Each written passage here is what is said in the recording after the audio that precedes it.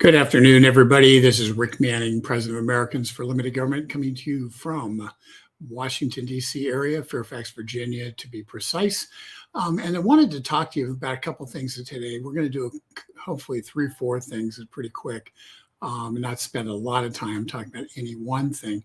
But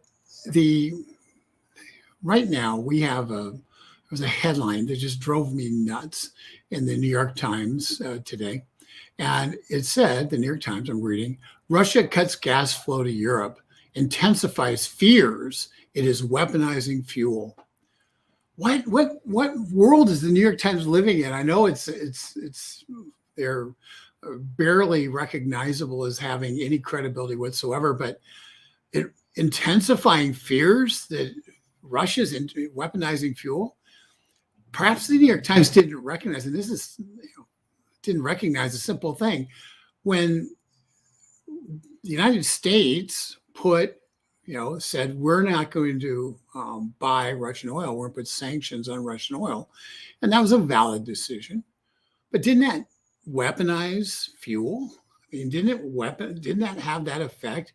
And didn't the reason why we were in this thing in the first place, because Russia and Germany were going to open the Nord Stream 2 gas pipeline, and Joe Biden gave the okay to do that.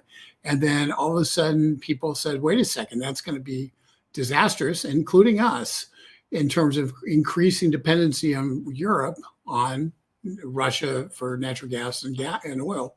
And as a result, so the entirety of this thing was triggered because Germany decided and the EU decided that they wanted to be completely economically and national security dependent upon Russia for its natural gas. They made a decision that they wanted to export all environmental risk from producing coal, natural gas, any kind of energy supplies that weren't so-called renewables, failed renewables. And they wanted to export those environmental risks to far-off places as opposed to enduring them themselves. And as a result, they made themselves national security dependent upon Russia. And so, surprise, surprise, when you make yourself national security dependent upon Russia and you end up intervening in a war that Russia is in, then perhaps you might expect that Russia might say, well, I don't really feel like having you be able to get access to the natural gas that's being pumped out of my country. And so weaponizing, I mean, it shows such a lack of basic understanding, but this is a big, massive headline in the New York Times. And, the fact that it intensifies fears, when are they going to wake up and realize this isn't a fear, this is reality? This is reality. When you put yourself, lay supine on the altar of green energy and say, we're not going to produce any energy that is not sanctioned by the Green Party of Germany. We're not going to, when you do that, guess what? Yeah, you end up in a lot of trouble. And it doesn't matter if you're Germany, Italy, Denmark, or Texas. The minute you sit there and you say, oh, I'm not going to invest money in actual energy development, but instead we're going to pour dollars into renewables, into windmills and solar. The minute you say that and you become at all dependent upon windmills and solar, when the sun doesn't shine and the wind doesn't blow or gets really cold and the windmills freeze, when those things happen, you suddenly have blackouts and brownouts. And once again, it doesn't matter if it's in Texas where they've made this exact mistake, or Germany, or anywhere else in the world. It is a disaster waiting to happen. And so, if anything, when you look at it, is natural gas weaponized? Yes, absolutely, it's weaponized. It's a fuel that people need around the world, and a country that's dependent upon somebody else to provide them with the food stock for their industries and for their homes, to heat their homes. Guess what? That country is naturally dependent upon the people who are providing it and the pipelines to get it there. And if you're not, and this has been true every single war, every single peacetime in the history of the world. There's a reason why that supply lines and fuel lines were important in the military, and why bombing a fuel dump was essential to stopping the enemy from being able to have enough gas supplies to be able to run their tanks and the like in World War II. This is basic stuff. And the fact that the New York Times is so out of touch with any basic reality, it shouldn't shock me, but it does. So anyway, big surprise, New York Times is discovering that if you make yourself dependent upon a foreign country for your energy supplies, they can extort you and cause great economic and physical pain to your country because you're no longer self-sufficient. Next thing you know, they'll discover that if you actually had oil coming through a pipeline from Canada, you would not be dependent upon oil going on big old oil tankers from around the world in order to fuel to get gasoline and to drive prices of gasoline down in America. Maybe they'll discover that pipelines matter too. Who knows? Maybe that's the headline for next year. So that's one. It just little things like that just reveal how stupid the left is, and the fact that the readers of the New York Times think they're informed and they know what's going on, and and they kind of wear it as a point of snobbish pride. The fact that that's a headline that they're somehow caught unaware of tells you just how little they actually know. I think as Ronald Reagan used to say, I'm not concerned about how much the left knows. I'm concerned about how little the left knows that's actually true. And that's what we've got when the New York Times is a glaring example. Let's go to Joe Biden, recession. And, another great point. Joe Biden is pointing out right now that, recession is not just 2 consecutive quarters of economic contraction. Okay. It's actually, you also have to have job losses that are associated with it. And the truth is, that's not actually, every single measure when the Republicans in office is gauged on actually 2 consecutive quarters of failed growth, of diminished our economy downsizing. And but Joe Biden's going to hang his hat on the jobs numbers. And here's what's true. And we've talked about this before.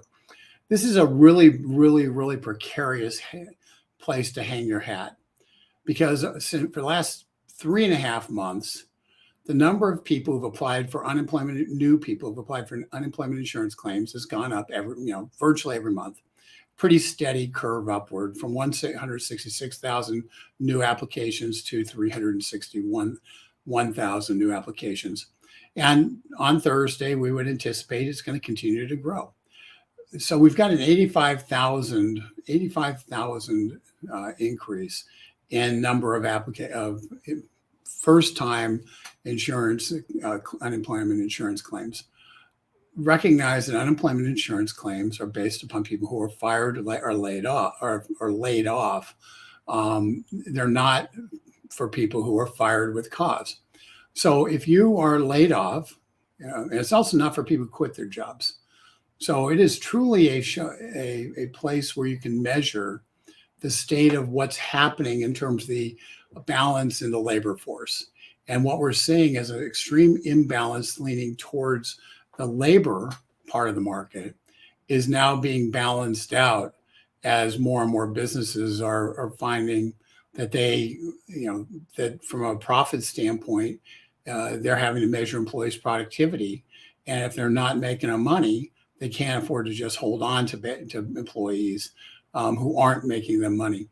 So we're seeing that shift now, and I expect we're going to continue seeing that shift. So if Joe Biden wants to hang his hat on the jobs numbers, I think that's a really tenuous place to be, because while different people disagree, I think we're on the cusp of the jobs numbers flipping upside down.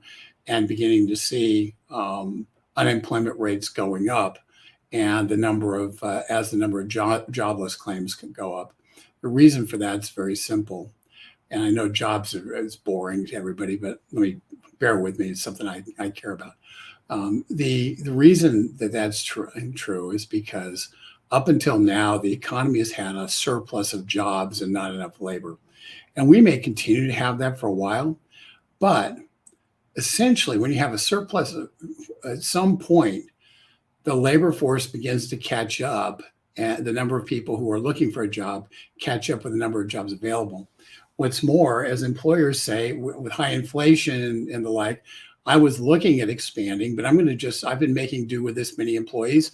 I'm going to continue to make do. And, if I have to, and my cost, rather than hiring a new employee, my cost is going to be, I'm going to have to pay the existing employees more to keep them.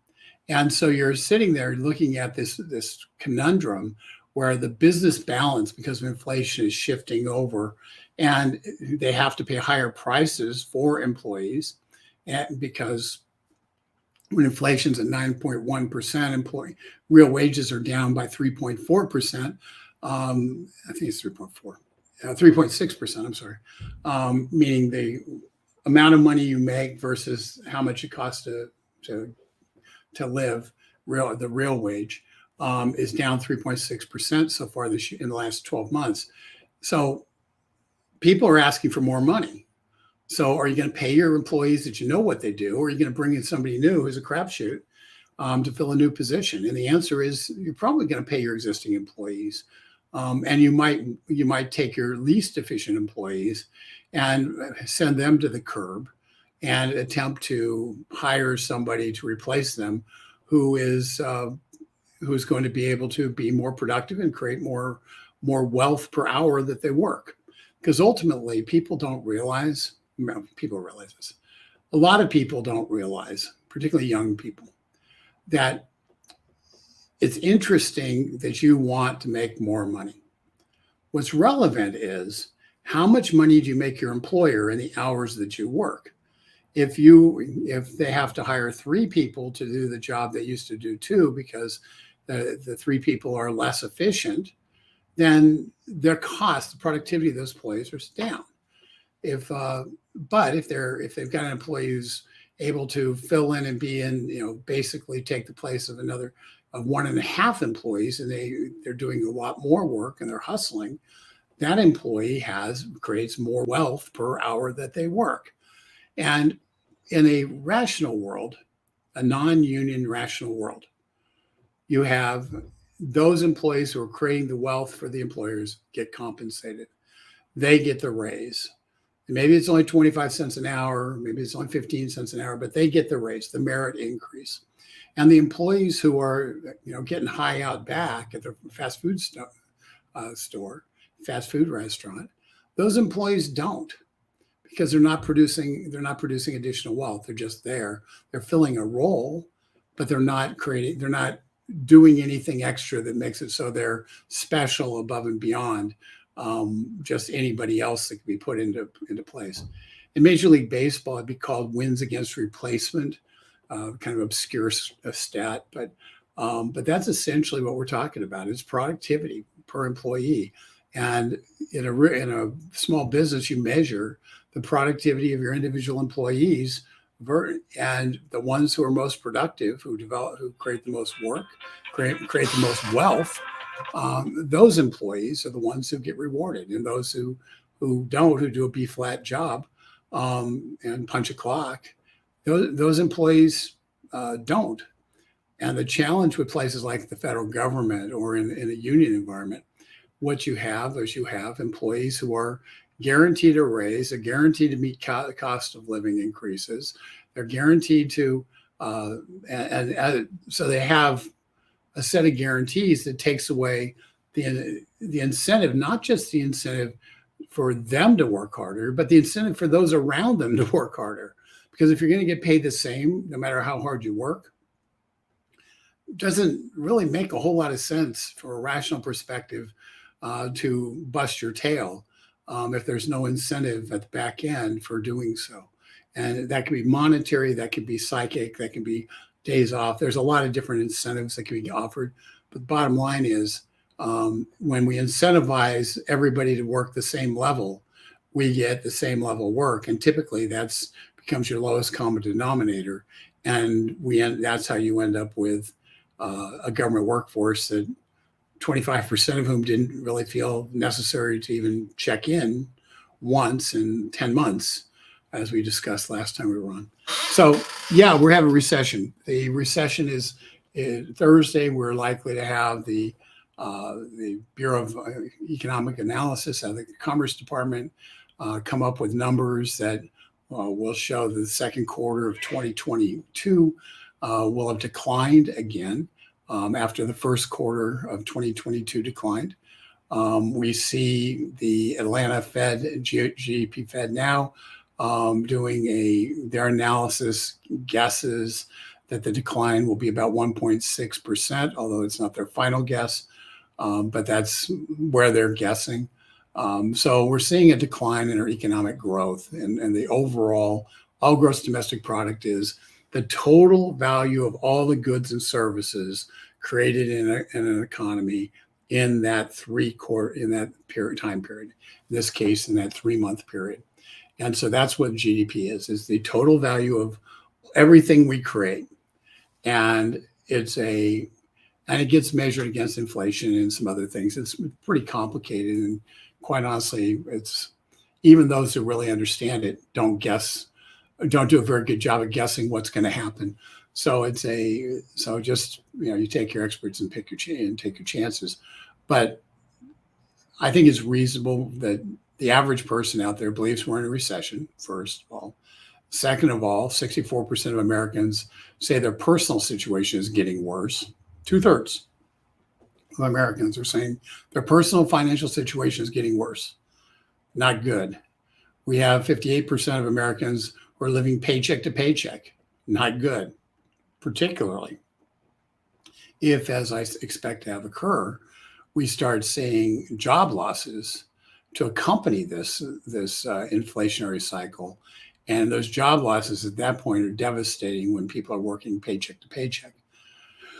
And the strangest part about this is the left, which is precipitating a lot of these problems, are actually, kind of salivating at the idea, assuming they can survive the election cycle, because what they'll want to do is their answer always is, we've got to increase the number, the unemployment insurance payments. We have to increase spending across the board and do exactly the opposite of what needs to be done in order to tame the inflation monster, which is really the main driver of a lot of the inflationary, of the recessionary problems due to high fuel costs and other things.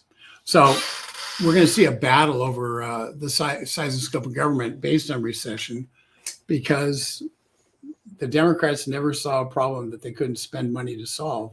And every time they spend money to solve it, well, most times when they spend money to solve it anyway, they spend it the wrong way, and they exacerbate the problem rather than actually helping. So because every single action is designed to help interest groups and political groups and the Democrats' political fortunes, and they really don't look at the world as a place where a rising tide lifts all boats. They believe that we have a fixed pie economy that is essentially one size, or you got one piece of pie. It's not expanding, it's not contracting. It's one piece, and it's a matter of cutting it up into equitable slices rather than an dramatically expanding pie.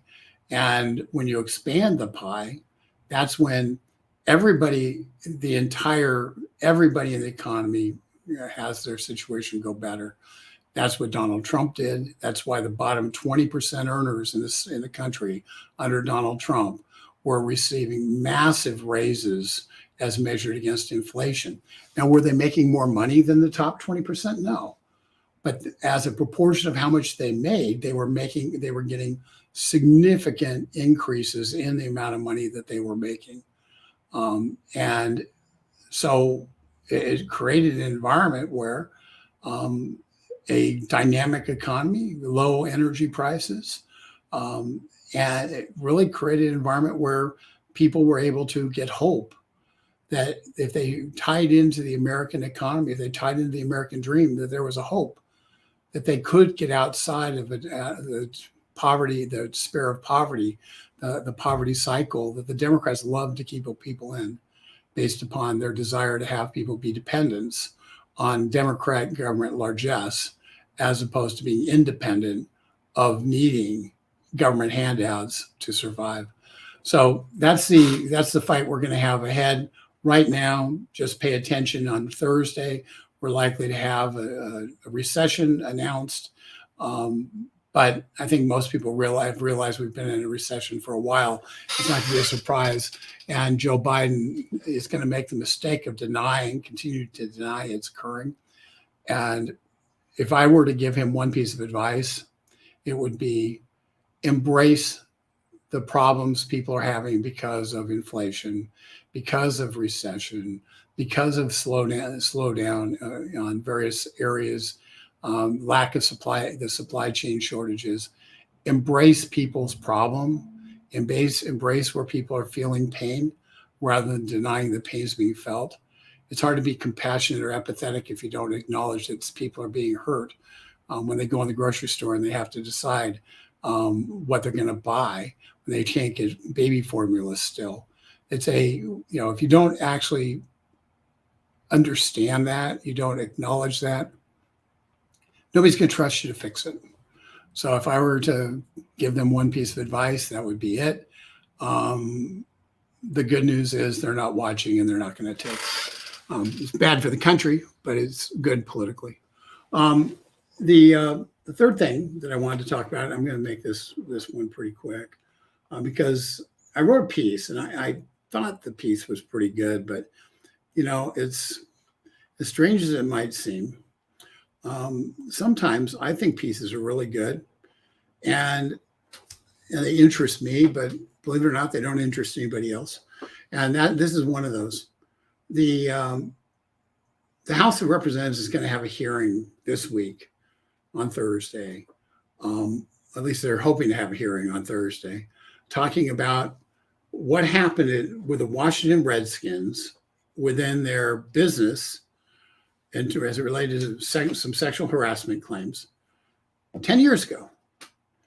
And so they want to bring the owner on the carpet to have him explain what was going on, and the owner, Dan Snyder, and explain what was going on and all this. Now, I might be obtuse, but this is the same Congress that over the last 20 years, between 1997 and 2017, had to spend $17 million to pay off claims of sexual harassment against their members, against House of Representative members, actual elected congressmen. It's the same Congress that has protected that list of congressmen who have had to have payouts made because of sexual harassment, has protected it like it's Jeffrey Epstein's flight logs. Okay. This is the same Congress where Nancy Pelosi stood up 25 years ago and defended a president who left DNA evidence all over the place related to his sexual harassment of an intern. So let's be clear. These people have no credibility whatsoever on this. They're charlatans, they're fakes, they're frauds.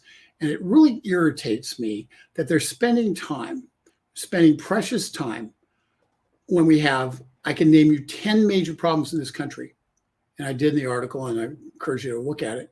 We have a problem where our farm production is going down. Okay. We have a president who announced that that we're in danger of food shortages, and the EPA is attempting to shut down farmlands and shut down farmers, and they're going after the ability for farmers to water their fields. We have California, which has shut down water in the Central Valley and during a drought, creating fallow, land that is now effectively a dust bowl. So we're creating a dust bowl in this country based upon bad environmental policy.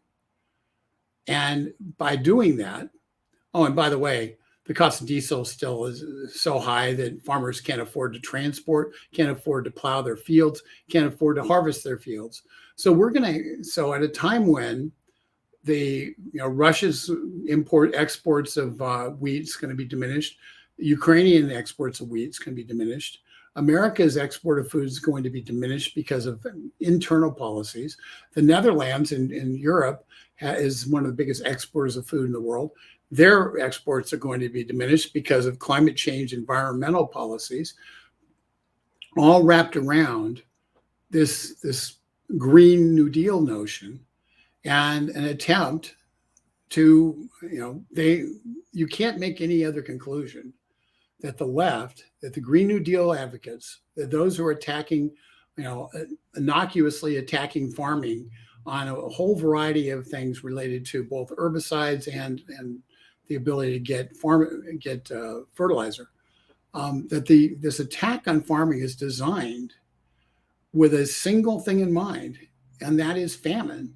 Because the true underlying belief of the people in the Green New Deal is that we have too many humans on Earth.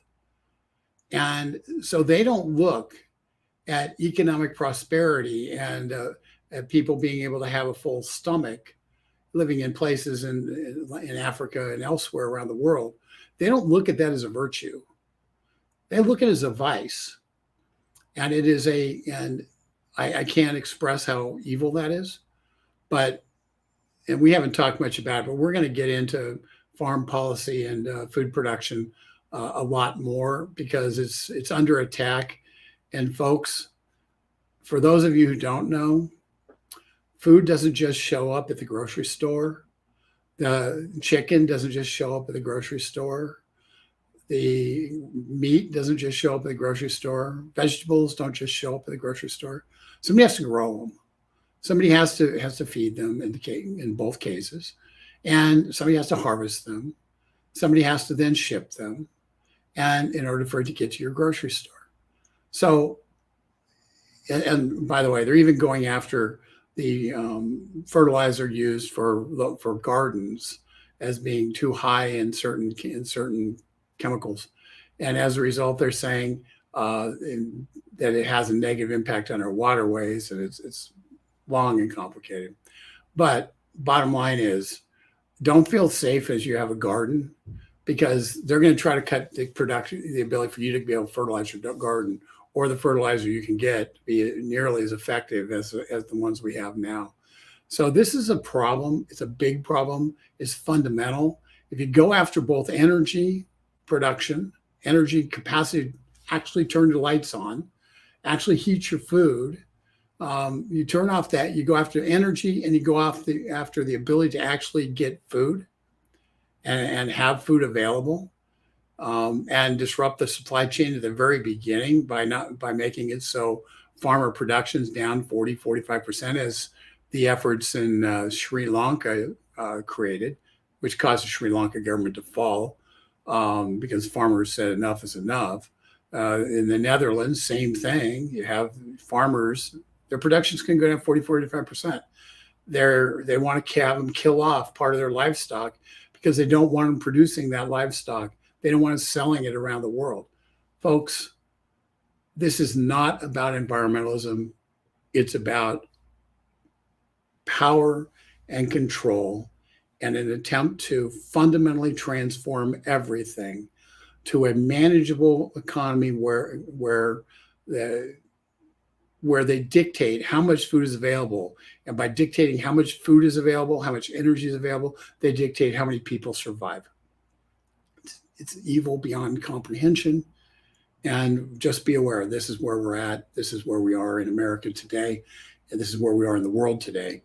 And if our members of Congress, and we're dealing with ag policy next year, if our members of Congress don't stand up and say, no, we're going to stand up to the EPA, we're going to stand up to the crazies in the Fish and Wildlife and elsewhere, U.S. Fish and Wildlife Service and elsewhere, and we're going to encourage American agriculture, If they don't stand up and fight against the destruction of food production in America, then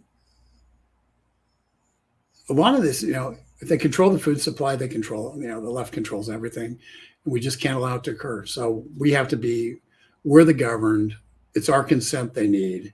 And we have to tell our members of Congress to stand up the EPA and tell them they cannot destroy our food production in America, and to tell our USAID and other international help agencies that they need to be investing in food production and stop investing in countries that deny the ability to engage in food production. It's very simple. We cannot be the wealthiest country in the world that decides we've got ours, we're going to allow everybody else to starve, because, folks, that ends America in this world. And we have to be America. We have to stand up and be America. I never thought I'd have to say that. Anyway, let's end on a happier note than food shortages and famine. The NFL season starts. We've got people reporting to work now, and so for anybody who's a football fan, that's a good thing. We have our college football season. So colleges are starting to meet. Kids are coming in to start practice in the next week or so. So that's something to look forward to. And so our circuses are beginning again. Our Major League Baseball continues, but my Los Angeles Angels have stunk so bad in the last 2 months. They've given up and don't seem to want to play anymore. So I've lost a little bit of interest, but hope springs eternal, and so we have the circuses coming with with football starting back up, and so hopefully maybe that's why the Congress is focusing on the NFL, because if they actually focus on something that they could do something about, they'd probably screw it up. But there's nothing they can do to screw up the NFL. And if they attack one owner, well, that owner, it's not going to matter, because Congress has very little to say about what the NFL does and doesn't do. With that, I'm going to check out. I appreciate you all watching. We'll have something tomorrow. It'll be actually, we'll have something on Thursday. We're going to talk about the recession announcements on Thursday. Tomorrow will be I'm in meetings all day, but we'll join you again on Thursday, and we're going to talk about the recession and what it really means. And with that, this is Rick Manning, Americans for Limited Government. Have a great day.